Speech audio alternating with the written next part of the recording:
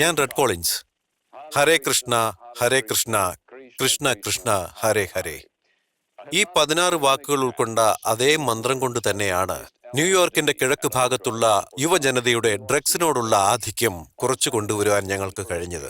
അവിടെയുള്ള ഒരു കട വാടകയ്ക്കെടുത്ത് പ്രഭുപാദ സ്വാമി പൂജകൾ ആരംഭിച്ചു. അവരുടെ അമേരിക്കയിലുള്ള ശിഷ്യന്മാരെല്ലാം ചേർന്ന് കൃഷ്ണഭക്തിയെ അവിടെ പ്രചരിപ്പിച്ചു. 1965 ഭക്തിവേദാന്ത സ്വാമി പ്രഭുപാദ ഒരു ചരക്ക് കപ്പലിൽ കയറി കൽക്കട്ടയിൽ നിന്നും ന്യൂയോർക്കിലേക്ക് യാത്ര തിരിച്ചു. ഈ കഥ ആരെങ്കിലും നിങ്ങളോട് പറഞ്ഞിട്ടുണ്ടെങ്കിൽ ഒരിക്കലും നിങ്ങളത് വിശ്വസിക്കില്ല. അദ്ദേഹം അമേരിക്കയിൽ എത്തുമ്പോൾ അദ്ദേഹത്തിന് 70 വയസ്സാണ്. കയ്യിൽ നയാ പൈസയില്ല, ആരെയും പരിചയവുമില്ല. വിചാരിച്ചത് സാധിക്കാനുള്ള യാതൊരു മാർഗവും അദ്ദേഹത്തിനില്ലായിരുന്നു. എന്നാൽ അദ്ദേഹത്തിന്റെ പരിശ്രമം ഒരു അന്തർദേശീയ പ്രസ്ഥാനം ഉടലെടുക്കുവാനുള്ള കാരണമുണ്ടായി. പഴയ ഭക്തി സൂക്തങ്ങൾ തർജ്ജമ ചെയ്ത ഒരു പുസ്തകം മാത്രമാണ് അദ്ദേഹത്തോടൊപ്പം ഉണ്ടായിരുന്നത്.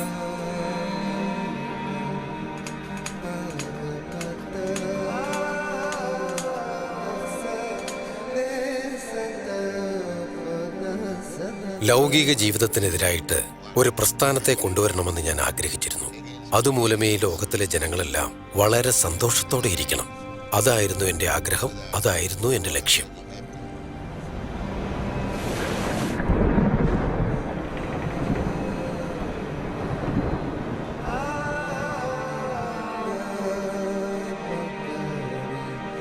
അദ്ദേഹം അമേരിക്കയിലെത്തിയ സമയത്ത് മറ്റു ചില സമരങ്ങൾ കാരണം ശാന്തിയും സമാധാനവും ഇല്ലാത്തൊരു അന്തരീക്ഷമായിരുന്നു അവിടെ നിലവിലുണ്ടായിരുന്നത്.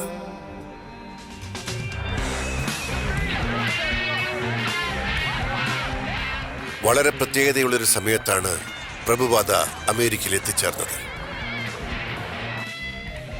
ഞാൻ അമേരിക്കയോട് ആവശ്യപ്പെടുന്നതെന്ന് വെച്ചാൽ നിങ്ങൾ രേഖാമൂലം എഴുതി തന്നത് പാലിക്കുക.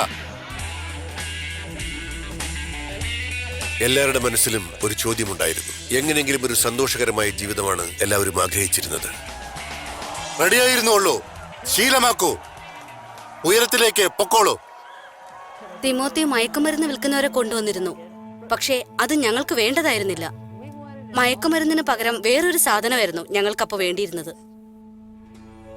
പെട്ടെന്ന് കിഴക്ക് ദേശത്തുനിന്ന് ഒരു പുതിയ ശക്തി എത്തിപ്പെട്ടു. അത് അവിടുത്തെ ജനങ്ങൾ ഇന്ത്യയെപ്പറ്റി അറിയാനുള്ള സാധ്യതയുണ്ടായി. പ്രഭുപാദ അമേരിക്കയിൽ എത്തിച്ചേർന്നത് വളരെ ചരിത്രപരമായ ഒരു സംഭവം നടക്കുന്ന സമയത്തായിരുന്നു. ശരിയായ സമയത്തായിരുന്നു അദ്ദേഹം എല്ലാവരുടെയും മധ്യത്തിലേക്ക് വന്നിറങ്ങിയത്. എല്ലാവരും വിശ്വസിക്കുന്നു ഞാനൊരു അമേരിക്കൻ, ഞാനൊരു ഇന്ത്യൻ, ഞാനൊരു യൂറോപ്യൻ, ഞാനൊരു ആസ്ട്രേലിയൻ. പക്ഷേ നമ്മളൊന്നും ഒരു ശരീരം മാത്രമല്ല, നമ്മുടെ ഉള്ളിലൊരു ദൈവശക്തിയുണ്ട്. എന്റെ പ്രസ്ഥാനത്തിന്റെ ലക്ഷ്യമെന്തെന്നാൽ എല്ലാവരും സന്തോഷമായിട്ടിരിക്കണമെന്നതാണ്. മറ്റൊരുവനെ ഭീഷണിപ്പെടുത്തിക്കൊണ്ട് നമ്മൾ സന്തോഷവാനായിരിക്കണമെന്നല്ല അതിൻ്റെ അർത്ഥം. എല്ലാവരും സന്തോഷവാന്മാരായിരിക്കണമെന്നാണ് നമ്മൾ കരുതേണ്ടത്. അതെങ്ങനെ സന്തോഷമായിരിക്കണമെന്ന് നമ്മൾ അവരെ അറിയിച്ചു കൊടുക്കണം.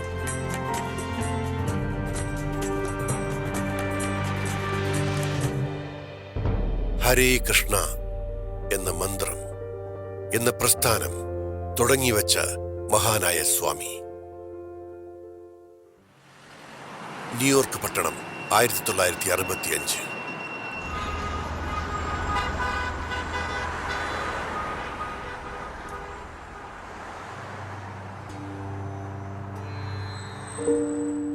ന്യൂയോർക്ക് നഗരത്തിന്റെ തിരക്കിലൂടെ ഞാൻ നടന്നുകൊണ്ടിരുന്ന ഒരു സമയം.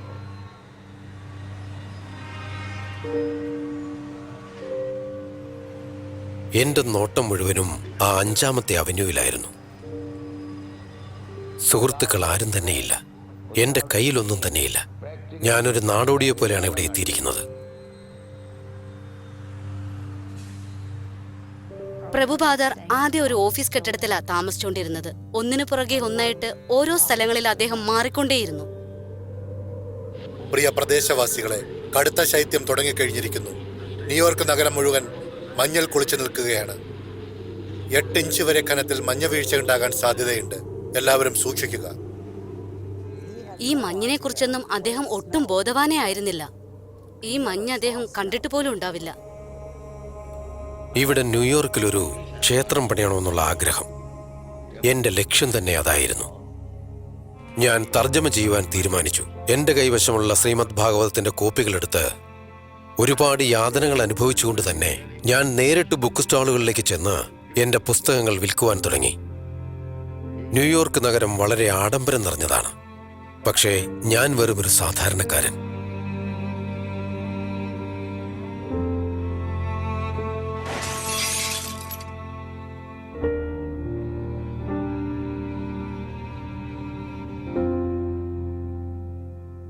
എന്റെ കൈവശമുണ്ടായിരുന്ന ടൈപ്പ് റൈറ്ററും ടേപ്പ് റെക്കോർഡർ തുടങ്ങിയ എല്ലാം തന്നെ മോഷണം പോയി.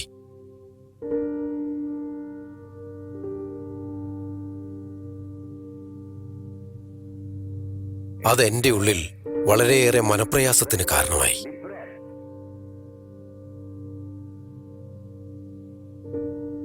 ഞാൻ തുറമുഖത്ത് ചെന്ന് ഇന്ത്യയിലേക്കുള്ള അടുത്ത കപ്പൽ എപ്പോഴാണ് പോകുന്നതെന്ന് ഞാൻ വിശദമായി തിരക്കി. ഞാൻ നിസ്സഹായനായിരുന്ന സമയത്ത് ഒരു കവിത എഴുതി. കൃഷ്ണ, എന്തിനെന്നെ ഈ നാട്ടിലേക്ക് കൊണ്ടുവന്നു? എന്നെക്കൊണ്ട് എന്ത് ചെയ്യുവാൻ കഴിയും? പക്ഷേ നീ എന്നെ ഇവിടെ കൊണ്ടുവന്നതിന് പിന്നിൽ തീർച്ചയായും ഒരു കാരണമുണ്ടായിരിക്കും. കുഴപ്പമില്ല, നിന്റെ ഇഷ്ടം പോലെ തന്നെ നടക്കട്ടെ. സാധാരണ ഈ സ്വാമിമാരെല്ലാം ഈ പണക്കാരുള്ള സ്ഥലങ്ങളിൽ ചെന്ന് അവരുടെ കൂടെ ജീവിച്ചോണ്ട് അവരിൽ നിന്ന് സമ്മാനമൊക്കെ കൈപ്പറ്റി ഇങ്ങനെ ജീവിച്ചു പോരുകയാണ് പതിവ്. ഞങ്ങൾ കൃഷ്ണമൂർത്തിയെ കണ്ടെത്തി. അദ്ദേഹം അവിടെ ഒരു അപ്പാർട്ട്മെന്റിൽ വളരെ ആഡംബരത്തോടു കൂടി ഫർണിച്ചേഴ്സ് ഒക്കെ ഉള്ള നല്ല സൗകര്യത്തോടു കൂടിയാണ് ജീവിച്ചത്. എന്നാൽ ഈ ഭക്തി വേദാന്ത കൽക്കട്ട പോലെയുള്ള ഒരു നഗരത്തില് ഹിപ്പികൾ ജീവിക്കുന്ന സ്ഥലത്ത് ഈ കള്ളന്മാരും പിടിച്ചുപറിക്കാരും ക്രൂരന്മാരും ഒക്കെയുള്ള വളരെ വ്യത്യസ്തമായ ഒരു സ്ഥലത്താണ് അദ്ദേഹം ജീവിക്കാൻ ആഗ്രഹിച്ചത്. അതുകൊണ്ട് എന്ത് സംഭവിച്ചു എന്ന് വെച്ച് കഴിഞ്ഞാൽ, അന്ധകാരമായിരുന്ന ഒരു സ്ഥലത്തേക്ക് വെളിച്ചം കടന്നു വരുന്നത് പോലെയായിരുന്നു അദ്ദേഹത്തിന്റെ അവിടുത്തെ സാമീപ്യം അനുഭവപ്പെട്ടത്. ആവശ്യക്കാർക്ക് അത് പ്രയോജനപ്പെട്ടെന്ന് പറയാം. ഞാനൊരു ഹിപ്പി ആയിരുന്നെങ്കിലും എനിക്ക് അറിയാനുള്ള ആഗ്രഹം വളരെ കൂടുതലായിരുന്നു. കാരണം ഞാൻ മുടി നീട്ടി വളർത്തിയ ഒരാളോ അല്ലെങ്കിൽ വിപ്ലവ പ്രസ്ഥാനങ്ങളിൽ പ്രവർത്തിച്ചിരുന്ന ഒരാളോ ആയിരുന്നില്ല. പക്ഷെ എന്തിനെക്കുറിച്ചും അറിയാനുള്ള ഒരു ആകാംക്ഷ എന്നിൽ വളരെ കൂടുതലായിരുന്നു. പ്രഭുപാദയെ ഞാൻ ആദ്യമായി കാണുന്നത് എങ്ങനെയാണെന്ന് വെച്ചാൽ, മൻഹാട്ടനിലെ ഒരു സ്ട്രീറ്റിലൂടെ ഞാൻ നടന്നു പോവുകയായിരുന്നു. അപ്പോൾ എനിക്ക് അറിയാവുന്ന ഒരു വ്യക്തി അതിലൂടെ നടന്നു പോകുന്ന ഞാൻ കണ്ടു. ഞാൻ അദ്ദേഹത്തെ കണ്ടപ്പോൾ അദ്ദേഹം എനിക്ക് വെള്ളപ്പേപ്പറിൽ എഴുതിയൊരു അഡ്രസ്സ് തന്നിട്ട് പറഞ്ഞു, ഇന്ത്യയിൽ നിന്നിവിടെ ഒരു സ്വാമി എത്തിയിട്ടുണ്ടെന്ന്, നീ തീർച്ചയായിട്ടും അദ്ദേഹത്തെ പോയി കാണണമെന്ന് അവൻ പറഞ്ഞു. ഞാൻ ആദ്യമായി പ്രഭുപാദയെ കണ്ടപ്പോൾ തന്നെ എനിക്ക് അദ്ദേഹത്തെ ഇഷ്ടപ്പെട്ടു. കാരണം അദ്ദേഹം പ്രായം ചെന്ന ആളും അറിവുള്ള ആളും ഒറ്റയ്ക്കുമായിരുന്നു. അദ്ദേഹത്തിന് വേണ്ടി എന്തെങ്കിലും ഒരു സഹായം ചെയ്യണമെന്ന ആഗ്രഹം എനിക്ക് തോന്നി. ഞാൻ തെരുവുകളിലൂടെ ചുറ്റിക്കൊണ്ടിരുന്ന സമയം ഇവിടെയുള്ള ചെറുപ്പക്കാർ എന്നെ കണ്ടു. ഓരോരുത്തരായി എൻ്റെ അടുത്തേക്ക് വന്നു. പ്രഭുപാദയുടെ ഒരു അത്ഭുതകരമായ കാര്യം എന്താന്ന് വെച്ച് കഴിഞ്ഞാൽ, അദ്ദേഹം വളരെ സ്നേഹമുള്ളൊരു മനുഷ്യനായിരുന്നു. എല്ലാവരോടും അനുകമ്പയായിരുന്നു. അമ്പലത്തിലേക്ക് ഏവരെയും സ്വാഗതം ചെയ്യുമായിരുന്നു. മാത്രമല്ല, അദ്ദേഹം നല്ലൊരു പാചക വിദഗ്ധനും കൂടിയായിരുന്നു. അദ്ദേഹം ഉണ്ടാക്കിയ ആഹാരം വളരെ ടേസ്റ്റി ആയിരുന്നു. ഞാൻ നൽകിയ വിരുന്നിനാണ് അവരെല്ലാവരും വന്നത്. ഓരോ ഞായറാഴ്ചയും ചുരുങ്ങിയതൊരു 200 പേർക്കെങ്കിലും സ്വാദിഷ്ടമായ ഭക്ഷണം കൊടുത്തുകൊണ്ടിരുന്നു. ഓരോ ദിവസവും കുറഞ്ഞത് 15 മുതൽ 20 വരെ ആൾക്കാരുണ്ടാകും. ഞാൻ തന്നെയാണ് പാചകം ചെയ്യുന്നത്. അദ്ദേഹം പകർന്നു തന്നത് ഒരു സ്വാദോ ആരോഗ്യമോ ആയിരുന്നില്ല, എന്തോ പ്രത്യേകതയുള്ള ഒരു ഉണർവായിരുന്നു അത്. എന്റെ ശിഷ്യന്മാരിൽ കുറച്ചുപേർ മയക്കുമരുന്നിന് അടിമയായിരുന്നു. എന്നാൽ ഇപ്പോഴവരതെല്ലാം ഉപേക്ഷിച്ചു. അവരിപ്പോൾ മാംസഭക്ഷണം കഴിക്കാറില്ല. അവരാരും തന്നെ മദ്യം, സിഗരറ്റ് ഇത്തരത്തിലുള്ള ഒന്നും തന്നെ ഉപയോഗിക്കാതായി. എന്റെ കടമ ഹരേ കൃഷ്ണ എന്ന് ജപിക്കലാണ്. ഈ മഹാമന്ത്രത്തിന്റെ മൂല്യങ്ങൾ പ്രചരിപ്പിക്കുക എന്നത്. ഇതൊരു ആത്മീയമായ അറിവാണ്. ജാതി, മതം, വേഷം, അന്തസ് അങ്ങനെയുള്ള യാതൊരു വ്യത്യാസവുമില്ലാതെ എല്ലാത്തരം ജനങ്ങൾക്കും പങ്കുകൊള്ളാവുന്ന ഒന്നാണ്. എന്തെന്നാൽ ഇത് ആത്മാവിന്റെ ഉള്ളിൽ നിന്നും വളരെ ആഴത്തിൽ നിന്നും നേരിട്ട് വരുന്നതാണ്. ഞാൻ ഇംഗ്ലണ്ടിലേക്ക് പോയി തുടർ വിദ്യാഭ്യാസം നടത്തി വക്കീലാകുന്നതിന് വേണ്ടിയുള്ള എല്ലാ ഏർപ്പാടുകളും അന്ന് ചെയ്തിരുന്നു. എന്നാൽ എൻ്റെ പിതാവ് അതിൽ നിന്നും പിന്തിരിപ്പിച്ചു. എന്നാൽ ഞാൻ ഇങ്ങനെയാകണമെന്നാണ് അദ്ദേഹം ആഗ്രഹിച്ചത്. എനിക്ക് എല്ലാത്തിനെക്കുറിച്ചും അറിവുണ്ടാകട്ടെ എന്ന് അദ്ദേഹം കരുതി. ഒരു സാധാരണക്കാരനെ പോലെ ഞാൻ പണം സമ്പാദിക്കുന്നത് അദ്ദേഹത്തിന് ഇഷ്ടപ്പെട്ടില്ല. കൽക്കട്ട 1902. ഞങ്ങൾ എല്ലാവരും ഉറങ്ങുന്ന സമയം. എന്നാൽ അദ്ദേഹം അപ്പോഴും ആരതി ഒഴിഞ്ഞുകൊണ്ടിരുന്നു. ഡിങ് ഡിങ് എന്ന് മണിയടിച്ച്. പൂജയായിരുന്നു അദ്ദേഹത്തിന്റെ പ്രധാന ജോലി. ഞാൻ അദ്ദേഹത്തോട് ചോദിച്ചു, അച്ഛാ, എനിക്ക് ഈ വിഗ്രഹം തരുമോ, ഞാൻ പൂജ ചെയ്യാമെന്ന്. എൻ്റെ അച്ഛൻ അപ്പോൾ തന്നെ എനിക്ക് രാധയും കൃഷ്ണനും ഇരിക്കുന്ന ഒരു ചെറിയ വിഗ്രഹം വാങ്ങിത്തന്നു. ഞാൻ അദ്ദേഹത്തെ പോലെ പൂജ ചെയ്യാൻ തുടങ്ങി. നമ്മൾ നിത്യം ഉപയോഗിക്കുന്ന അരിമണികൾ പോലും മനുഷ്യനിർമ്മിതമല്ല, ദൈവമാണ് തരുന്നതെന്ന് ഞങ്ങളെ പറഞ്ഞു മനസ്സിലാക്കുമായിരുന്നു. അത് ദൈവത്തിൻ്റെ കരുണ. അതാണ് ദൈവനിശ്ചയം.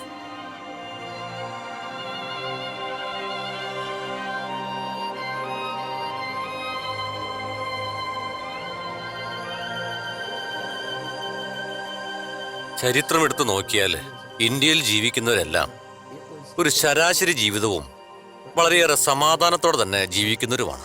ഇതൊരു ദൈവകടാക്ഷമാണ്.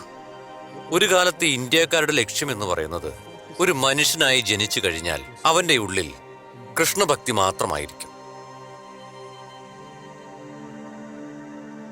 ഇന്ത്യയുടെ ആത്മീയപരമായ ആചാരങ്ങളെക്കുറിച്ച് നമ്മൾ പരിശോധിക്കുമ്പോൾ എന്താണ് വെളിപ്പെടുന്നത് എന്ന് വെച്ചാൽ, മനുഷ്യനും അവന്റെ ആത്മീയമായ ഉണർവുകൾക്കും ഒരുപാട് കാരണങ്ങളുണ്ടായിരുന്നു. 500 വർഷങ്ങൾക്ക് മുൻപ് കൃഷ്ണഭക്തിക്ക് മുന്നോടിയായിട്ട് ശ്രീ ചൈതന്യ എന്നൊരു ആത്മീയ ഗുരു ഉണ്ടായിരുന്നു. കഷ്ടപ്പാടുകളും ബുദ്ധിമുട്ടുകളും നിറഞ്ഞ ഈ ലോകത്തില് 15ാം നൂറ്റാണ്ടിൽ ഇന്ത്യയിൽ അവതരിച്ചു. ശ്രീ ചൈതന്യയുടെ ലക്ഷ്യം നിരാരംഭരുടെ ഉന്നമനമായിരുന്നു. ജനങ്ങളെയെല്ലാം ഒരുമിച്ച് കൂട്ടി അവരെ പാടിയും മാടിയും സന്തോഷിപ്പിക്കാൻ ഇട നൽകും. ഇന്ത്യയുടെ ഓരോ മുക്കിലും മൂലയിലും ഈ ആത്മീയത വിളംബരം ചെയ്യണമെന്ന് അദ്ദേഹം ആഗ്രഹിച്ചു. അത് 1000 കോടിക്കണക്കിന് ആളുകളെ കൃഷ്ണനാമം ജപിച്ചുകൊണ്ട് സന്തോഷത്തിലേക്ക് ആനയിക്കാൻ സഹായിച്ചു. ഇത്തരത്തിലുള്ള മാറ്റം എന്തിനാണെന്ന് ജനങ്ങൾക്കെല്ലാം മനസ്സിലാവുകയും ചെയ്തു. നമ്മുടെ ആത്മാവ് ഒന്നാണെന്നും നമ്മുടെ ശരീരം അഴിഞ്ഞു പോകുന്നതാണെന്നും മനസ്സിലായി. നമ്മൾ തമ്മിൽ ഒരു വ്യത്യാസവുമില്ല. നമ്മളെല്ലാം സഹോദരി സഹോദരന്മാർ, ഒരേ കുടുംബം, ഒരേ ആത്മാവ്. ഹിന്ദു, മുസ്ലിം, ക്രിസ്ത്യൻ, പാഴ്സി എന്നീ എല്ലാത്തരം മതസ്ഥരും രാമസങ്കീർത്തനത്തിൽ മുഴുകിച്ചേർന്നു. അവരോരോരുത്തരും തെരുവുകളിലേക്ക് ഇറങ്ങി അവിടെയുള്ള ഓരോ വീടുകളിലേക്കും പോയി.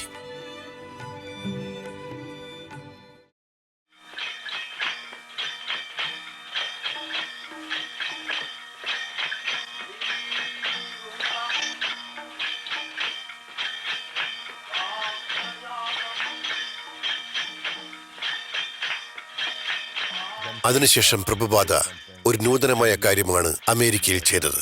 അതായത് 500 വർഷങ്ങൾക്ക് മുമ്പ് ശ്രീ ചൈതന്യ മഹാപ്രഭു ചെയ്തതുപോലെ ജപവും നൃത്തവും സങ്കീർത്തനവും സമന്വയിപ്പിച്ച് തെരുവുകളിലേക്ക് കൊണ്ടുവരേണ്ട സമയം ഇതാണെന്ന് അദ്ദേഹം മനസ്സിലാക്കി. Tompkins square park, 1966 October 9.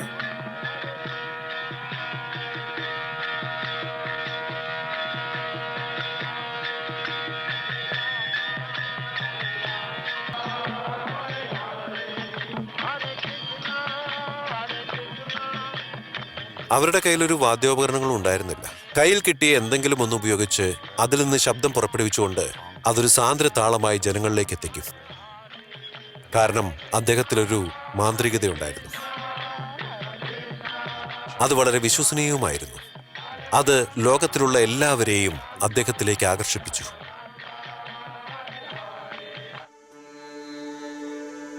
ഈ ലോകത്തിലുള്ളവരെല്ലാം ഹരേ കൃഷ്ണ മന്ത്രം ചൊല്ലിയാൽ എന്താ സംഭവിക്കുമെന്ന് അദ്ദേഹത്തിന് അറിയാമായിരുന്നു. അവർ ഈ മന്ത്രത്തെ അതിൻ്റെ മൂർധന്യത്തിൽ കൊണ്ടെത്തിക്കുകയാണെങ്കിൽ അവരുടെ മനസ്സ് ശുദ്ധമായി തീരും. അതിനുശേഷം അവരാരാണെന്നുള്ള ശരിയായ അറിവ് അവർക്ക് തന്നെ മനസ്സിലാകും. 1960-കളില് തികച്ചും വ്യത്യസ്തമായ ചില കാര്യങ്ങൾ ഉണ്ടായത് എന്താണെന്ന് വെച്ചാൽ, പലരും പല ചോദ്യങ്ങൾ ഉന്നയിക്കപ്പെട്ടു. ലോകം ഒരു ദുഃഖകരമായ ഇടമാണ്. അത് ഇനിയും മോശമായിക്കൊണ്ടിരിക്കും. ഒരാൾ മറ്റൊരാൾക്ക് ഭാരമായിക്കൊണ്ടിരിക്കുന്നു. അവിടെ അതിന് എല്ലാത്തിനും ഒരു പരിഹാരം ഉണ്ടായിരുന്നു. ചെറുപ്പകാലത്ത് ശ്രീല പ്രഭുപാദയും അത് തന്നെയാണ് നോക്കിയത്. അദ്ദേഹം ഒരു ഗാന്ധിയനായിരുന്നു. ഞാനൊരു ഗാന്ധിയൻ അനുഭാവിയായിരുന്നു. 1920 അഹിംസാ പ്രസ്ഥാനത്തില് ഞാൻ ചേർന്ന് പ്രവർത്തിച്ചു. പ്രഭുപാദ ഗാന്ധിയൻ ആദർശങ്ങളിൽ ആകർഷ്ടനായി. അതിന് കാരണം താങ്ങാവുന്നതിനപ്പുറമുള്ള ചൂഷണങ്ങളും അഹിംസയും മറ്റുമായിരുന്നു. ഇതിനെതിരെ ഒത്തിരി പോരാട്ടങ്ങളും നടത്തി. ഗുരുവിനെ കണ്ടതിന് ശേഷം അതെല്ലാം മാറി മറിഞ്ഞു. എല്ലാത്തിനും മുകളിലായിട്ട് പരമപ്രധാനമായിട്ട് ഒരു ശക്തി ഉണ്ടായിരിക്കണം. അത് വളരെ പ്രധാനപ്പെട്ടതാണ്. അതൊരിക്കലും ഒരു രാഷ്ട്രീയമാവാൻ പാടില്ല, ആത്മീയമായിരിക്കണം. കൽക്കട്ട 1922 ഭക്തി സിദ്ധാന്ത സരസ്വതിയുടെ അരികത്ത് എന്റെ കൂട്ടുകാരൻ എന്നെ വിളിച്ചുകൊണ്ട് പോയി. നീ എന്തുകൊണ്ടാണ് നിന്റെ കിഴക്കൻ നാടുകളില് ഇത് പ്രചരിപ്പിക്കാത്തത് എന്ന് എന്നോട് ചോദിച്ചു.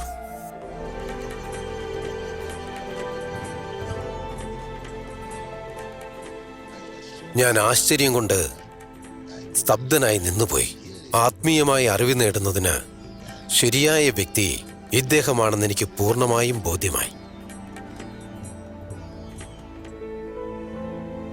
ഞാൻ ഉടനെ അദ്ദേഹത്തോടൊപ്പം ചേരുമായിരുന്നു.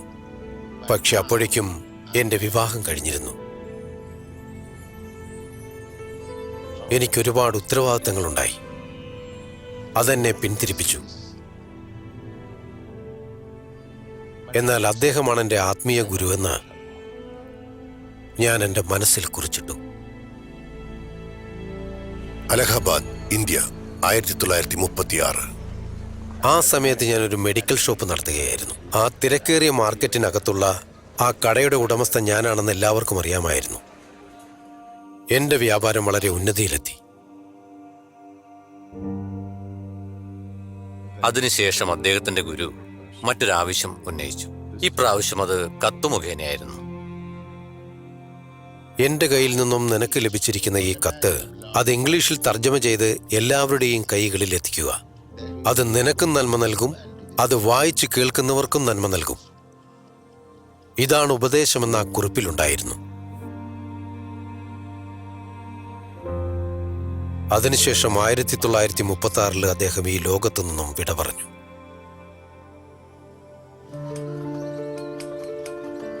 ശ്രീമദ് ഭാഗവതത്തിന്റെ ആദ്യത്തെ 3 ഭാഗങ്ങൾ തർജ്ജമ ചെയ്ത് പുറത്തിറക്കാനായി ഒരുപാട് സമയമെടുക്കേണ്ടി വന്നു. വളരെ വലിയൊരു ജ്ഞാനിയെ പോലെ തന്നെ ആ സംസ്കൃതത്തിലുണ്ടായിരുന്ന മുഴുവൻ തത്വങ്ങളെയും 20ഉം 21ആം നൂറ്റാണ്ടിലുമുള്ള എല്ലാ ജനങ്ങൾക്കും വേണ്ടി അവർക്ക് മനസ്സിലാകുന്ന രീതിയിൽ തന്നെ ഇംഗ്ലീഷ് ഭാഷയിൽ വളരെ മനോഹരമായിട്ട് ശ്രീ പ്രഭുപാദ തർജ്ജമ ചെയ്തു കഴിഞ്ഞു. ഈ ഒരേ ഒരു പുസ്തകത്തിനുള്ളിൽ തന്നെ പ്രപഞ്ചത്തിലെ സകല കാര്യങ്ങളും വളരെ വ്യക്തമായി പ്രതിപാദിച്ചിട്ടുണ്ട്. ഈ ഒരു പുസ്തകം മാത്രം മതി നമ്മുടെ സകല ഉണർവുകൾക്കും വളരെയധികം ഉത്തേജനം നൽകുന്നതിന്. അമേരിക്കയിലേക്ക് പോകാൻ ആഗ്രഹമുണ്ടെന്ന് അദ്ദേഹം എന്നെ കണ്ട് പറഞ്ഞിരുന്നു. എനിക്ക് വളരെ അത്ഭുതമാണ് തോന്നിയത്. ഞാൻ അപ്പൊ തന്നെ അദ്ദേഹത്തോട് പറഞ്ഞതാ, സ്വാമിജി, നിങ്ങൾക്ക് പ്രായമായി അവിടെ പോകണ്ട, അവിടുത്തെ തണുപ്പ് പറ്റില്ലെന്ന്. നിങ്ങൾക്കെന്താ ഭ്രാന്താണോ? വയസ്സാങ്കാലത്ത് ആ തണുപ്പിൽ പോയി ചാകണമെന്ന് ചോദിച്ചു. ആരാ നിങ്ങളെ നോക്കാനുള്ളത്? അവിടെ പോയി എന്ത് ചെയ്യാൻ പോകുവാണെന്ന് ചോദിച്ചു. എന്നിട്ടും അദ്ദേഹത്തിന് പോണമെന്ന് വാശി പിടിച്ചപ്പോൾ ജലമാർഗം പോകാനുള്ള ഏർപ്പാടുകളെല്ലാം ഞാൻ ചെയ്തു കൊടുത്തു.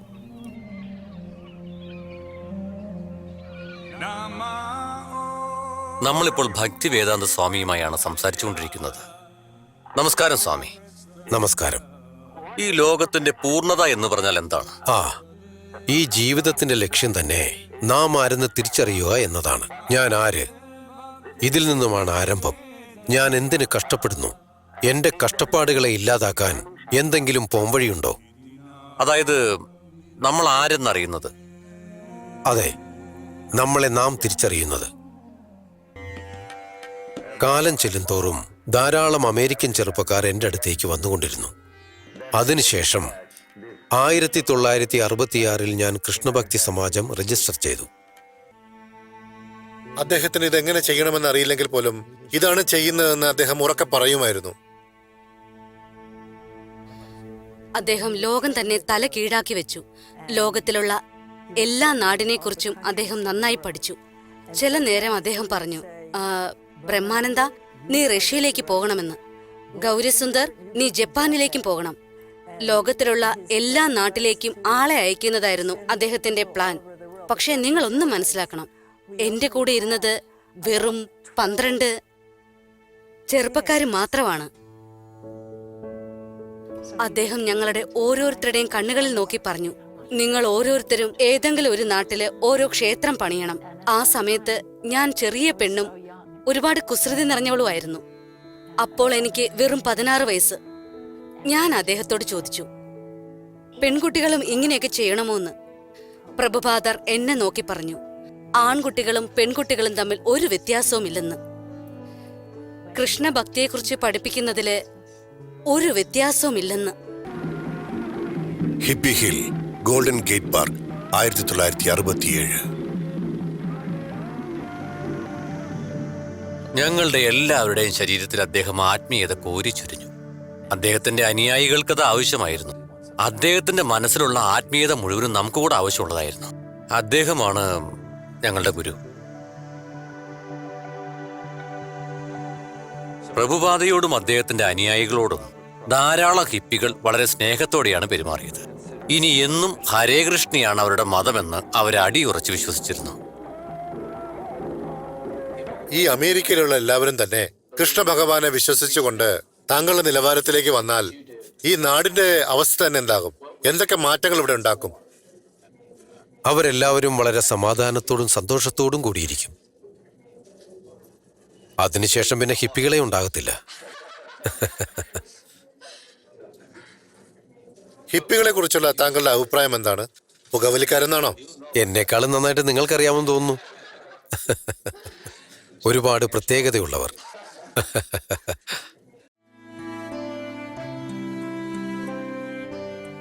ഒരു അത്ഭുതകരമായ ജീവിതമാ അദ്ദേഹം ജീവിച്ചത്. ഒരുപാട് സന്തോഷവാനായിരുന്നു. അതിനേക്കാൾ വലുതായി യാതൊന്നുമില്ല.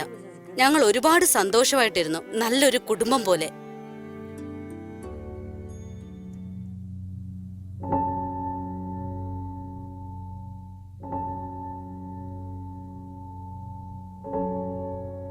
പെട്ടെന്ന് ഒരു ദിവസം അദ്ദേഹത്തിന് തീരെ സുഖമില്ലാതായി. സ്വാമിജിക്ക് നെഞ്ചുവേദന അനുഭവപ്പെട്ടു. അദ്ദേഹത്തെ കാണുമ്പോൾ തന്നെ ഈ ലോകം ഉപേക്ഷിച്ച് പോവാൻ സമയമായി എന്ന് ഞങ്ങൾക്ക് മനസ്സിലായി.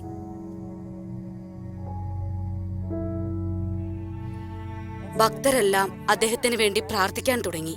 സെന്റ് ഫ്രാൻസിസ്കോ, ന്യൂയോർക്ക്, അങ്ങനെ ലോകം മുഴുവനും കൃഷ്ണ ഭഗവാനടുത്ത് മനമുരുകി പ്രാർത്ഥിച്ചു. അദ്ദേഹത്തിന് ഒന്നും സംഭവിക്കരുത്, ഞങ്ങൾക്ക് അദ്ദേഹത്തെ വേണമെന്ന്. അദ്ദേഹം ഇപ്പൊ വന്നതേ ഉള്ളൂ. ഇനി ഒരുപാട് വർഷങ്ങൾ ഞങ്ങളെ കൂടെ ഉണ്ടാവണം. അദ്ദേഹം ഒരു മുതിർന്ന ആളാണെന്നോ രോഗിയായിരുന്നെന്നോ ഞങ്ങൾ വിചാരിച്ചേയില്ല. ഈ പ്രസ്ഥാനത്തിന്റെ നേതാവാണ് അദ്ദേഹം. ഞങ്ങൾ അദ്ദേഹത്തെയാണ് ആശ്രയിച്ചിരുന്നത്. അദ്ദേഹമില്ലാത്തൊരു ജീവിതം ഞങ്ങൾക്ക് സങ്കല്പിക്കാൻ പോലും കഴിയില്ല. എന്റെ ഹൃദയമിടിപ്പ് താണു തുടങ്ങി. ശരീരത്തിന് ബലക്ഷയമായി തുടങ്ങി. എന്നെക്കൊണ്ട് കഴിയില്ല. ഇനി ഞാൻ ജീവനോടെ ഉണ്ടാവില്ല. അതുകൊണ്ട് വൃന്ദാവനത്തിൽ പോയി അവിടെ വിശ്രമിക്കാമെന്ന് കരുതി. ഞങ്ങൾക്ക് എല്ലാവർക്കും വലിയ വിഷമമായിരുന്നു. കാരണം ഇന്ത്യയിലേക്ക് അദ്ദേഹം തിരിച്ചു പോയാൽ ചിലപ്പോൾ അവിടെ തങ്ങിയേക്കും. ഞങ്ങൾക്ക് എന്ത് ചെയ്യണമെന്ന് മനസ്സിലായില്ല.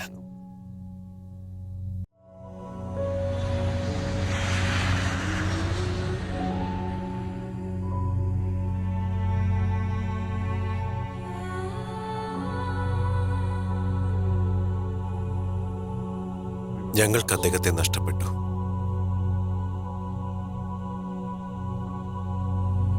ഇനി അദ്ദേഹത്തെ കാണാൻ കഴിയില്ല എന്നുള്ളത് ഞങ്ങൾക്ക് വിശ്വസിക്കാനായില്ല.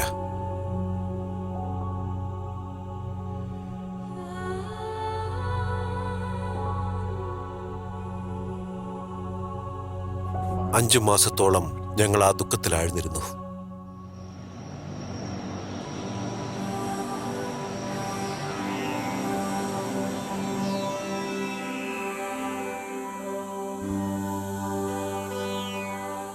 പ്രഭുപാദറിന് സുഖമായെന്നുള്ള കാര്യമാ ഞങ്ങൾ കേൾക്കാനിടയായത്.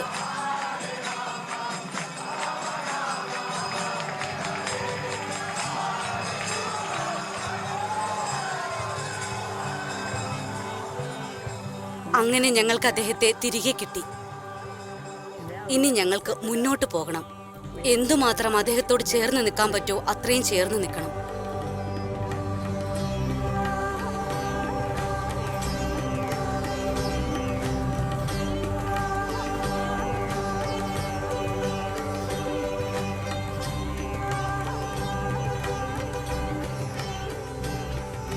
ആദ്യമേ മുതൽക്ക് തന്നെ പ്രഭാതയ്ക്ക് വേണ്ടി എന്തെങ്കിലും ചെയ്യണമെന്ന് ഞങ്ങൾക്ക് തീഷ്ണമായ ആഗ്രഹമുണ്ടായിരുന്നു. അത് 1968 ബീറ്റിൽസിനേക്കാളും വലുതൊന്നും ആയിരുന്നില്ല.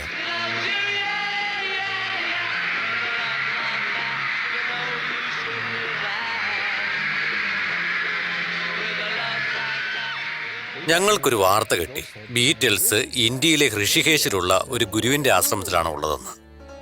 അതിനുശേഷം ലൈഫ് മാഗസീനിൽ വന്ന ഈ വാർത്ത വളരെയേറെ പ്രശസ്തി നേടി. കിഴക്ക് പ്രദേശത്തുള്ള തത്വങ്ങൾ മുഴുവൻ അവരൊരു സംഗീത ആൽബമായി പുറത്തിറക്കി. അത് ഞങ്ങൾക്ക് വളരെ ഇഷ്ടപ്പെട്ടു. അതുകൊണ്ട് ഞങ്ങളൊരു ആശയം മുന്നോട്ട് വെച്ചു. അതായത് ലണ്ടനിൽ പോയി പ്രഭാതയ്ക്ക് വേണ്ടി ഒരു ആശ്രമം തുറന്ന് ബീറ്റിൽസിനെ കാണണമെന്ന്. ഞങ്ങൾ ഇംഗ്ലണ്ടിൽ വന്നപ്പോൾ തന്നെ ആദ്യം മനസ്സിലായ കാര്യം എന്താണെന്ന് വെച്ചാൽ, അത്രയും വലിയ നഗരത്തിൽ ആളുകൾക്ക് ഞങ്ങളെ തിരിച്ചറിയണമെങ്കിൽ ഞങ്ങൾ മൊട്ടയടിച്ചാൽ മാത്രമേ അതിന് കഴിയുള്ളൂ എന്ന്. അത്രയും നാൾ എൻ്റെ ഈ ചുരുണ്ട മുടി വടിച്ചു കളയുക എന്നുള്ളത് ഏറ്റവും മനപ്രയാസമുള്ള ഒരു കാര്യമായിരുന്നു. എനിക്ക് ഒട്ടും താല്പര്യം ഉണ്ടായിരുന്നില്ല. മാത്രമല്ല, ഒരു പുതപ്പ് അംഗവസ്ത്രമായി ഉപയോഗിക്കുന്നത് പോലും ഞങ്ങൾക്ക് ഇഷ്ടം തോന്നിയിരുന്നില്ല. അങ്ങനെ ഞങ്ങളുടെ ഗ്രൂപ്പിന് ഞങ്ങൾ രാധാകൃഷ്ണ ടെമ്പിൾ എന്നുള്ള പേരും വെച്ചു. അങ്ങനെ അവിടെ നടന്ന റോക്ക് കച്ചേരികളിലൊക്കെ ഞങ്ങൾ പങ്കെടുക്കാൻ തുടങ്ങി.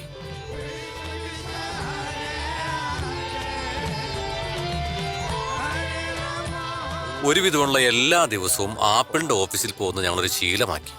അവിടെ ജോലി ചെയ്യുന്ന എല്ലാവർക്കും പ്രസാദവും പുസ്തകവും കൊടുത്തു. ഞങ്ങൾക്കറിയാൻ കഴിഞ്ഞത് ജോർജ് ഹാരിസൺ സ്വാമിജിയുടെ ഒരുപാട് കീർത്തനങ്ങൾ ഉണ്ടാക്കി. അതിന്റെ പേരാണ് കൃഷ്ണബോധനം. അത് ദിവസവും അദ്ദേഹം കേൾക്കാറുണ്ടായി എന്ന് പിന്നീട് അദ്ദേഹം എന്നോട് പറഞ്ഞു. ഞങ്ങൾ താമസിച്ചിരുന്ന കോൺവെന്റ് ഗാർഡനിൽ വന്ന് ജോർജ് നേരിട്ട് ഞങ്ങളെ സന്ദർശിച്ചു. അദ്ദേഹം കൃഷ്ണമന്ത്രത്തെ ഒരുപാട് സ്നേഹിച്ചിരുന്നു. ഒരു ദിവസം 45 മിനിറ്റ് അതിനുവേണ്ടി മാറ്റിവെക്കണമെന്നും പറഞ്ഞു. ആദ്യ ദിവസം തന്നെ 70,000 കോപ്പികളാണ് വിറ്റഴിഞ്ഞത്. ആപ്പിൾ കമ്പനി ഞങ്ങൾക്ക് വേണ്ടി ഒരു ടൂർ അറേഞ്ച് ചെയ്തു. ഞങ്ങൾ ജർമ്മനിയിലും ഫ്രാൻസിലും പോകണമെന്നും ടിവിയിൽ അത് കാണിക്കണമെന്നും.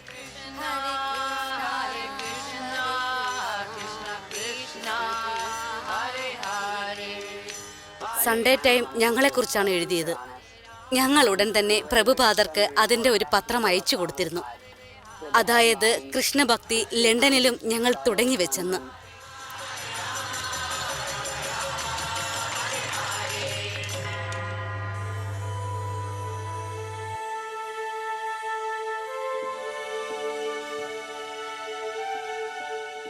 പെട്ടെന്ന് തന്നെ കൃഷ്ണന് വേണ്ടി ഒരു പാട്ട് തയ്യാറാക്കണമെന്ന് അദ്ദേഹം എന്നോട് പറഞ്ഞു. ആപ്പിളിന്റെ ബാക്ക് സ്റ്റേജിൽ ഞങ്ങൾ ചെന്നപ്പോ അദ്ദേഹം പറഞ്ഞു, ഇതാണ് ആ ഗാനം, മൈ സ്വീറ്റ് ലോഡ് എന്ന് തുടങ്ങുന്നത്. ബംഗ്ലാദേശിലെ മാഡിസൺ സ്ക്വയർ ഗാർഡനിൽ 1971 ഓഗസ്റ്റിൽ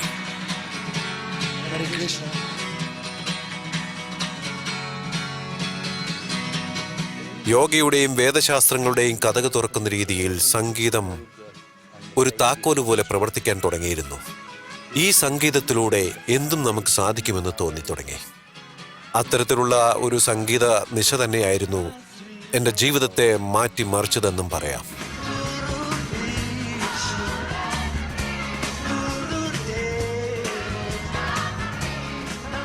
ഭഗവാൻ കൃഷ്ണൻ പറഞ്ഞു, ഞാനില്ലാത്തൊരു കാലം ഉണ്ടായിരുന്നില്ല, ഇനി ഉണ്ടാവാനുള്ള കാലത്തിലും ഞാനുണ്ട്.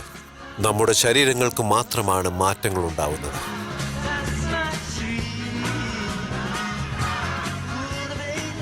ജോർജ് ഇത് പറഞ്ഞു തുടങ്ങിയ സമയത്ത് ലോകം മുഴുവനും ഇത് പ്രചരിക്കാൻ തുടങ്ങി.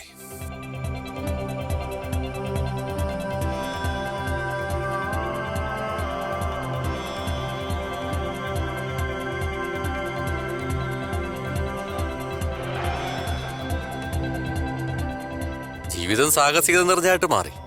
അദ്ദേഹം ഞങ്ങളെ വിളിച്ചു പറയും, നമുക്ക് പാരീസ്, ബോംബെ, സിഡ്നി, കുറച്ചു നേരം മുമ്പേ നമുക്ക് നൈറോബിയിൽ നിന്ന് വരെ ക്ഷണം വന്നു. എവിടെ പോകണമെന്ന് നീ ആഗ്രഹിക്കുന്നു വരെ എന്നോട് ചോദിച്ചു.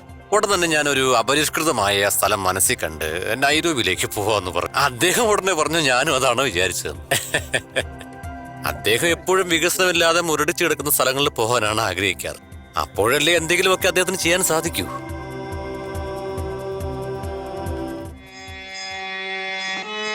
গৌরাঙ্গুলা গুণেতে ঘুরে নিত্যলীলা അവർ വെളിപ്പെടുത്തി തന്ന സത്യങ്ങൾ ചിന്തകൾക്ക് അതീതമാണ്. അന്ന് എനിക്ക് 20 വയസ്സ് മാത്രമേ ഉണ്ടായിരുന്നുള്ളൂ. അതുപോലെ ജീവിക്കാൻ പറ്റുമെന്ന് എനിക്ക് സംശയമായിരുന്നു. പിന്നീട് 60കളുടെ അവസാനത്തിലും 70ന്റെ ആരംഭത്തിലും ഇസ്കോന്റെ വളർച്ച വളരെ വലുതായിരുന്നു. എല്ലാ സ്ഥലത്തു നിന്നും ആളുകൾ വന്നു ചേരാൻ തുടങ്ങി. അദ്ദേഹം തന്റെ കത്തുകളിലൂടെ എല്ലാ സ്ഥലവും നിയന്ത്രണ വിധേയമാക്കി. അദ്ദേഹത്തിന്റെ നിരവധി ഭക്തരിൽ നിന്നും ദിവസവും അദ്ദേഹത്തിന് കത്തുകൾ വരുമായിരുന്നു. ആ ഓരോ കത്തുകൾക്കും അദ്ദേഹത്തിന്റെ സ്വന്തം കൈപ്പടയാൽ മറുപടിയും കൊടുക്കുമായിരുന്നു. ഒരു കത്തിനും മറുപടി കൊടുക്കാതിരുന്നിട്ടുമില്ല. യഥാർത്ഥ ദൈവം എന്താണെന്ന് ദൈവത്തിന്റെ കരുണയിലൂടെ തന്നെ നമ്മൾ മനസ്സിലാക്കിയെടുക്കേണ്ട ഒരു വിഷയമാണ്. അത് അവരാണ് കാണിച്ചു തരേണ്ടത്. നമ്മുടെ പ്രവൃത്തികൾ വെച്ച് അവരെ ഒരിക്കലും അളക്കാൻ പാടില്ല. അതാപിതേ ദേവ പദാംബുജദ്വയം. സാധാരണ എല്ലാവരും ഉറങ്ങിയതിനു ശേഷമാണ് അദ്ദേഹം തർജ്ജമയിലേക്ക് കടക്കുന്നത്. രാത്രി ഏകദേശം 11 മണി മുതൽ പുലർച്ചെ 3-4 മണി വരെയൊക്കെ ഇരിക്കും. നിങ്ങളുടെ ആദ്യത്തെ കർത്തവ്യം നിങ്ങളുടെ ആവശ്യങ്ങളെ നിങ്ങൾ തന്നെ പൂർത്തീകരിക്കുക എന്നതാണ്. അതുതന്നെയാണ് ദൈവത്തിന്റെയും നിശ്ചയം. പ്രകൃതിയോട് ഇണങ്ങി ജീവിക്കാനാണ് പ്രഭുവാദ ഞങ്ങളെ പഠിപ്പിച്ചത്. ഞങ്ങളുടെ ആഗ്രഹങ്ങൾ നിറവേറ്റാൻ തരിശു ഭൂമികൾ കൃഷിഭൂമിയാക്കി മാറ്റുവാൻ പറഞ്ഞു. ദൈവം നമുക്ക് നൽകിയ വരപ്രസാദങ്ങൾ ഉപയോഗപ്പെടുത്തി ഒരു കാരണവശാലും അതിൽ കൃത്രിമത്വമില്ലാതെ അതിനെ പരിപാലിച്ച് പ്രകൃതിദത്തമായ എല്ലാം അതേപോലെ സംരക്ഷിക്കണമെന്ന് പ്രഭുപാദ ഞങ്ങളെ പഠിപ്പിച്ചു.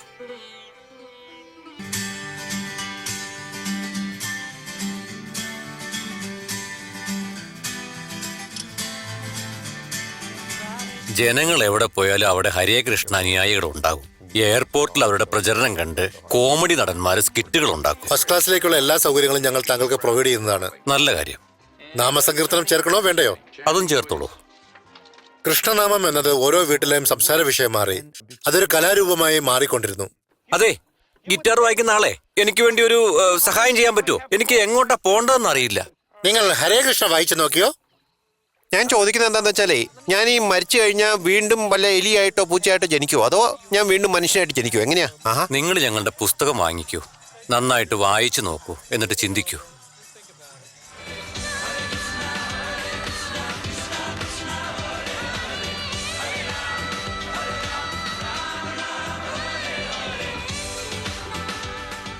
ഞാൻ സൂപ്പർ മാർക്കറ്റിൽ നിന്ന് വളരെ ദേഷ്യത്തോടു കൂടിയാ വെളിയിൽ വന്നത്.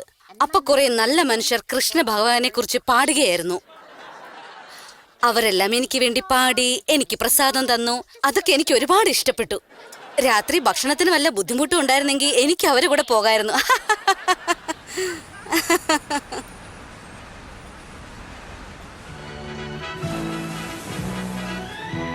News centre 4. എനിക്ക് മനസ്സിലാവുന്നുണ്ട്, ഈ ബൈബിള്, ഖുറാൻ പോലുള്ള മതഗ്രന്ഥങ്ങളിലൊക്കെ ഒരുപാട് അഭിപ്രായ വ്യത്യാസങ്ങളൊക്കെ ഉണ്ട്. ആ പൊരുത്തക്കേടുകൾ താങ്കൾ ശ്രദ്ധിക്കാറില്ലേ? ഇതിലൊരു പൊരുത്തക്കേടും ഉള്ളതായിട്ട് എനിക്ക് തോന്നുന്നില്ല. കാരണം എല്ലാത്തിന്റെയും അവസാനം ദൈവമാണ്. അതുകൊണ്ട് ദൈവം ആരെന്നറിഞ്ഞ് നമ്മൾ അദ്ദേഹത്തിന്റെ കടാക്ഷം വാങ്ങണം. നിങ്ങൾ ഏത് മതത്തിൽ വേണമെങ്കിലും വിശ്വസിച്ച് ജീവിച്ചോളൂ. പക്ഷേ ലക്ഷ്യം ഒന്നായിരിക്കണം. ദൈവം ആരെന്നറിഞ്ഞിരിക്കണം. നമ്മൾ ദൈവത്തെ പ്രീതിപ്പെടുത്തേണ്ടതാണ്. അപ്പം നമ്മുടെ ജീവിതം സഫലമാകും. അദ്ദേഹത്തിന് ഒട്ടും ഭയമില്ല. ഭയങ്കര ധൈര്യശാലിയാണ്. ഒരുപാട് വർഷങ്ങളായിട്ട് കമ്മ്യൂണിസ്റ്റ് രാജ്യങ്ങൾ സന്ദർശിക്കണമെന്ന് അദ്ദേഹം പറയാറുണ്ട്. എല്ലാവരും പറയും അതൊരിക്കലും സാധിക്കില്ല എന്ന്, അങ്ങോട്ട് പോകാൻ പറ്റില്ലെന്ന്. ക്യൂബ രാജ്യത്തിന് മേൽ ബോംബുകൾ വർഷിക്കുന്ന സമയമായിരുന്നു അത്. 1971 റഷ്യക്ക് പോകാൻ വേണ്ടി അമേരിക്കക്കാർക്ക് വിസ കിട്ടുന്നത് ചിന്തിക്കാൻ പോലും പറ്റാത്ത കാര്യമായിരുന്നു. ഞാൻ മോസ്കോ വിമാനത്താവളത്തിൽ ഇറങ്ങി. എന്റെ കയ്യിലിരിക്കുന്ന ഭഗവത്ഗീത കണ്ടതും ഉടൻ തന്നെ അവർ പോലീസിനെ വിളിച്ചു. കസ്റ്റംസുകാർ വന്ന് പരിശോധന തുടങ്ങി. ആ പോലീസ് അധികാരി വളരെ സാധുവായിരുന്നു. ഇതൊന്നും വലിയൊരു കുറ്റമല്ല, അദ്ദേഹത്തെ ജയിലിൽ അയക്കേണ്ടതായ കാര്യങ്ങളൊന്നുമില്ലെന്നും അദ്ദേഹം പറഞ്ഞു.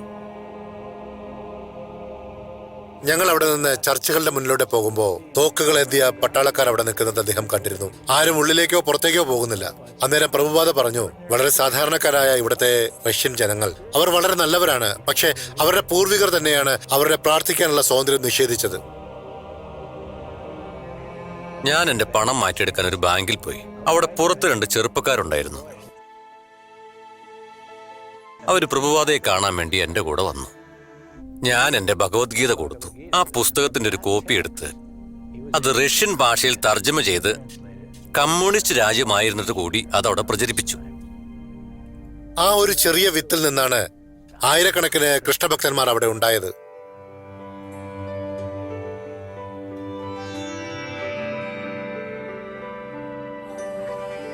സെപ്റ്റംബർ മാസം അവസാനം ഞങ്ങൾക്കൊരു കത്ത് കിട്ടി.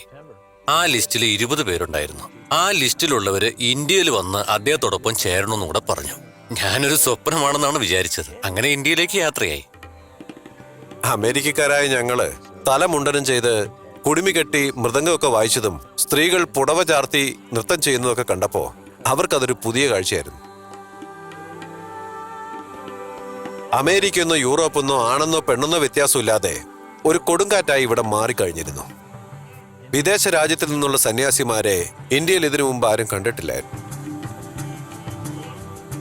പ്രഭുപാദ തന്റെ വിദേശ അനുയായികളെ ഇന്ത്യയിലേക്ക് കൂട്ടിക്കൊണ്ടുവരാൻ കാരണം എന്താണെന്ന് വെച്ചാൽ, ഇന്ത്യയുടെ സംസ്കാരമാണ് ഈ രാജ്യത്തിന്റെ സ്വത്ത്.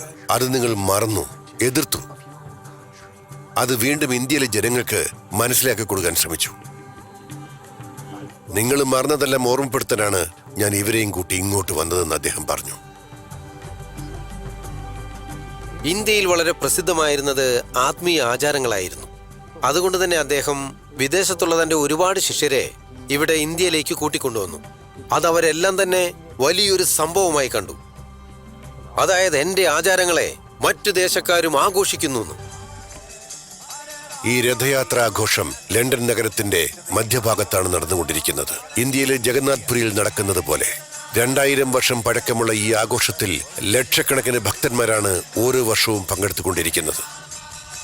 ഈ മാർബിൾ ആർച്ചിൽ ഭക്തന്മാർ കുറവാണെങ്കിലും കൃഷ്ണഭക്തിയുടെ ആനന്ദത്തിന്റെ ഉണർവിൽ ഉച്ചസ്ഥായിൽ തന്നെ ഈ ആഘോഷത്തിൽ പങ്കെടുക്കുകയാണ്.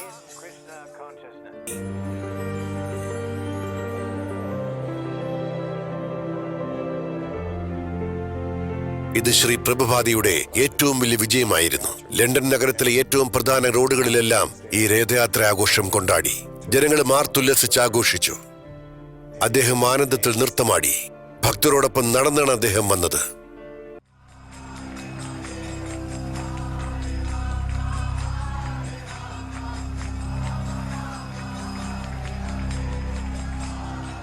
പല കൃഷ്ണഭക്തന്മാരും ശബ്ദ മലിനീകരണത്തിലൂടെ പൊതുജനങ്ങൾക്ക് ഒരു ശല്യമായി തീരുന്ന കാഴ്ചയാണ് നാം കാണുന്നത്. മറ്റു മതഭ്രാന്തന്മാരെ പോലെ ഇവരെയും ചിത്രീകരിച്ചാൽ അത് തെറ്റായ സന്ദേശമാണെന്നാണ് കൃഷ്ണഭക്തർ പറയുന്നത്.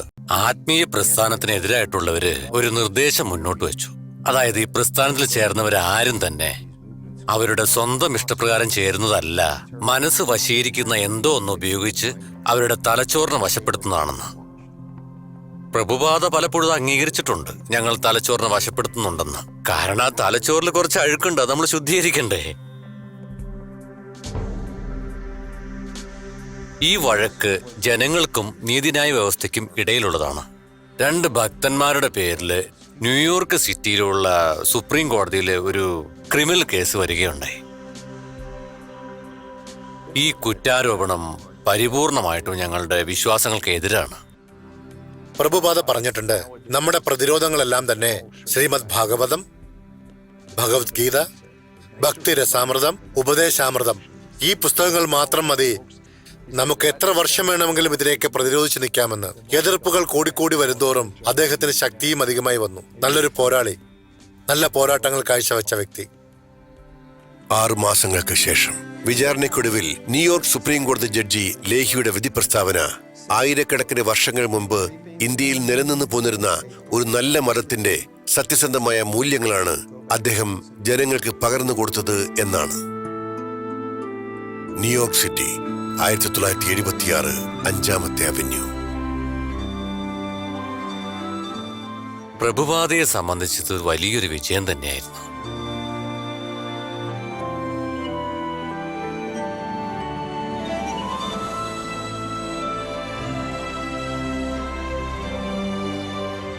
നിങ്ങൾ എല്ലാവരും തന്നെ കൃഷ്ണഭക്തരായി മാറിക്കഴിഞ്ഞ് ദൈവിക കടാക്ഷം നേടിയെടുത്ത് അദ്ദേഹത്തിനു വേണ്ടി പ്രവർത്തിക്കുകയാണെങ്കിൽ ഈ ലോകത്തിന്റെ ഭൂരിഭാഗവും നിങ്ങളുടെ കൂടെ ഉണ്ടാവും. ഈ ലോകം തന്നെ കാപട്യമില്ലാത്ത വൈകുണ്ഠമായി മാറും. ദൈവത്തിന് സ്തുതി.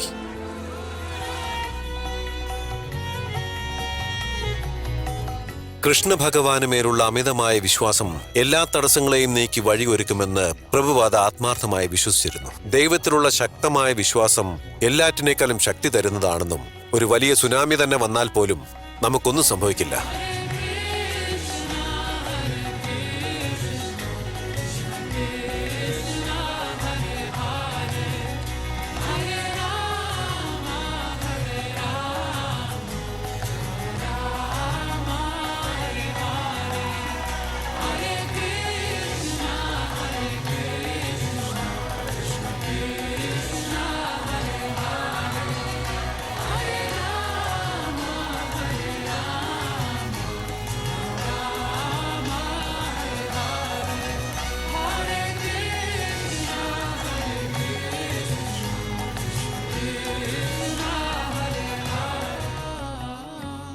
അദ്ദേഹം തന്റെ ഉള്ളിലുള്ള സ്നേഹം ഒരു വ്യത്യാസവുമില്ലാതെ എല്ലാവർക്കും പകർന്നു നൽകി. ആ സ്നേഹമാണ് അദ്ദേഹത്തെ എല്ലാവരിലും വ്യത്യസ്തനാക്കിയത്. അതുമാത്രമായിരുന്നു അദ്ദേഹത്തിന്റെ ഏക ലക്ഷ്യവും. അദ്ദേഹം പറയുമായിരുന്നു, നിങ്ങൾ എന്നെ സ്നേഹിക്കുന്നെങ്കിൽ മറ്റുള്ളവരെയും സ്നേഹിക്കുക. എൻ്റെ എത്രയും പ്രിയപ്പെട്ട ശിഷ്യരെ, എനിക്ക് ചില സൂചനകൾ ലഭിച്ചു തുടങ്ങിയിരിക്കുന്നു.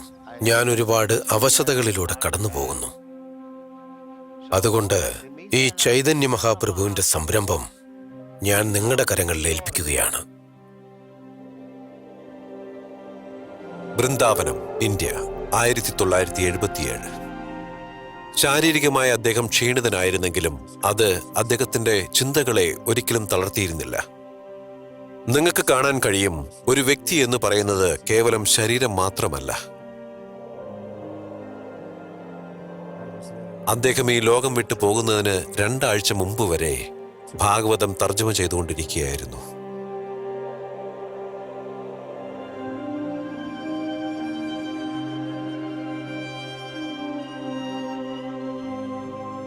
ഞാൻ നിങ്ങളുടെ നാട്ടിലേക്ക് തനിയെ വെറും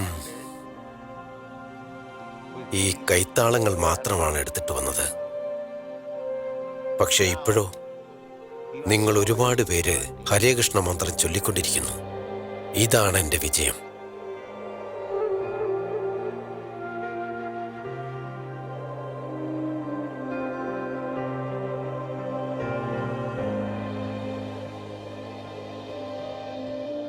ഈ ലോകത്ത് നടക്കുന്നതെല്ലാം തന്നെ കൃഷ്ണന്റെ അറിവോടുകൂടിയാണ് നടക്കുന്നത്. ഈ ഉണർവ് തന്നെയാണ് ശരിയായ കൃഷ്ണകടാക്ഷം.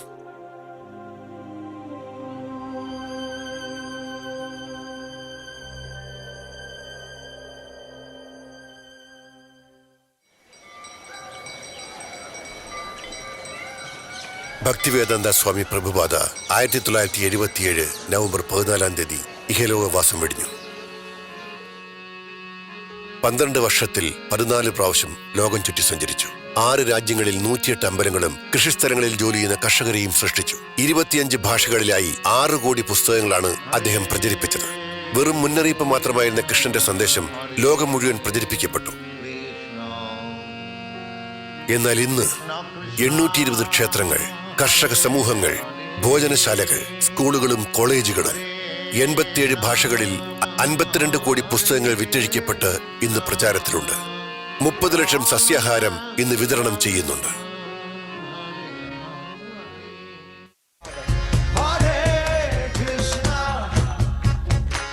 Hare Krishna, Krishna